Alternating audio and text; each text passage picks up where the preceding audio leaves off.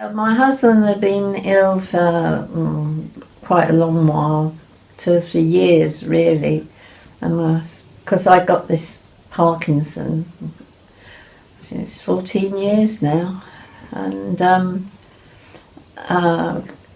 so really it was a bit sober because I was trying to look after my husband and not realising how poorly I was myself. I'd lost my husband and I was very down, and I just needed something to keep me company. And then Lynn suggested when she came, would I like a cat, and I jumped at it. And he's been a godsend to me. He really has. He's so lovely. He's got lovely temperament, and he's an old boy though, isn't he? He's 10. So, but he he's very friendly.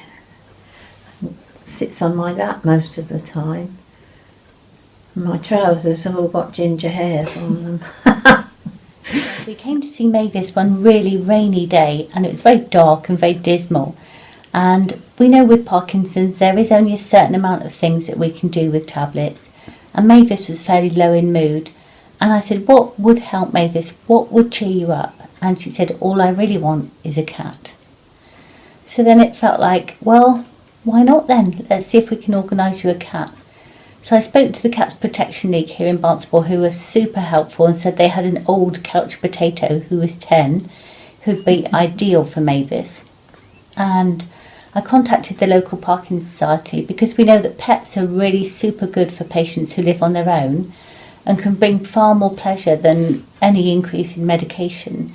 And at that time what Mavis had said is, I'm not looking for an increase in medication, I need something else.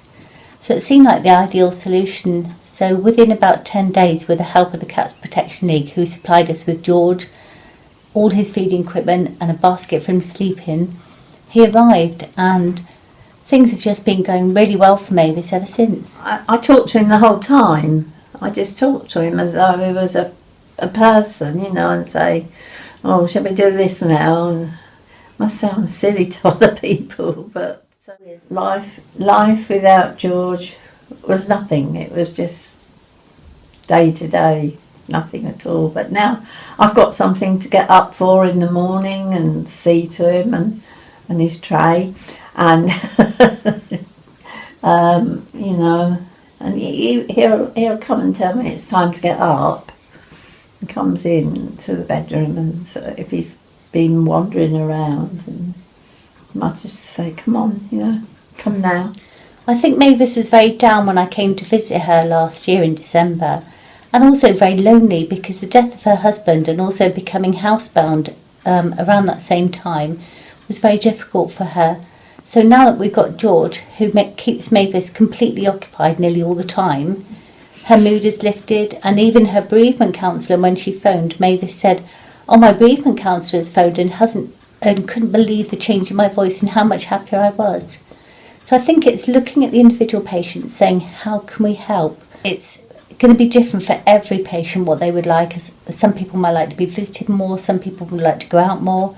But I think, anything's possible, and as senior nurses in the community, we need to see what we can do to help our patients in whatever way they think. And sometimes it's being a little bit creative and saying, actually, I'll contact the local Parkinson Society and see if they'll buy you a cat, which they were happy to do.